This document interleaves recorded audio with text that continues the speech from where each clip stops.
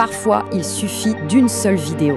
Une vidéo vue des millions de fois qui peut suffire à mettre le feu aux poudres dans une situation politique déjà très tendue. C'est l'histoire d'une de ces vidéos et surtout de l'enquête numérique qui a permis de faire éclater la vérité. On plonge ensemble dans cette affaire. Alors tout commence par une affirmation qui a de quoi alarmer. On parcourt son fil d'actualité et là, une vidéo attire l'œil.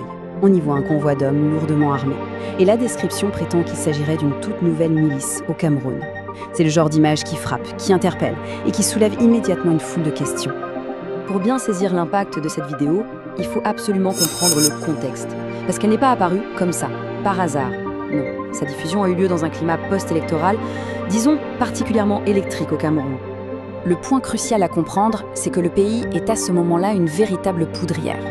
D'un côté, on a le président Paul Biya qui s'apprête à entamer son 8e mandat.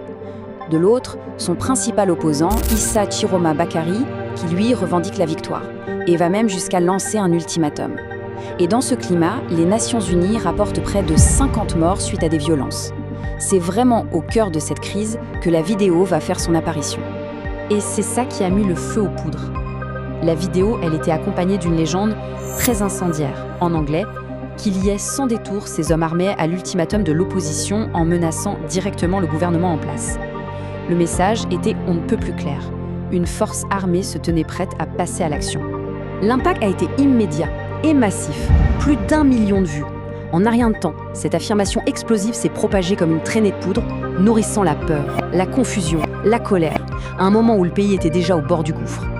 Face à une propagation pareille, les fact-checkers, les vérificateurs de faits, sont évidemment entrés en action. Mais comment on fait pour démêler le vrai du faux face à une vidéo qui a l'air si convaincante ? L'enquête a suivi une méthode assez rigoureuse. D'abord, la première étape, logique, essayer de contacter la personne qui a posté la vidéo pour lui demander sa source. Ensuite, consulter un expert sur place, un journaliste local, pour avoir son avis. Puis vient l'arsenal numérique, des outils spécialisés comme InVid, qui permet de découper une vidéo en plein d'images clés.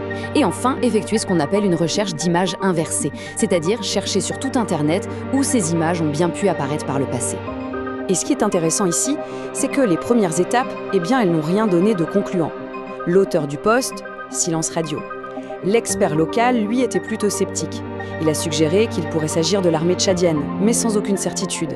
C'est vraiment à ce moment précis que la technologie est devenue la clé pour faire éclater la vérité. Et cette vérité, elle a mené les enquêteurs sur une piste complètement inattendue. Très loin du Cameroun.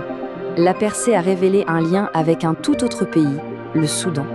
L'analyse de la vidéo a fait ressortir un fait absolument crucial. Elle n'était pas du tout récente. En fait, elle avait été mise en ligne sur YouTube le 26 septembre, c'est-à-dire presque 6 semaines avant de devenir virale au Cameroun.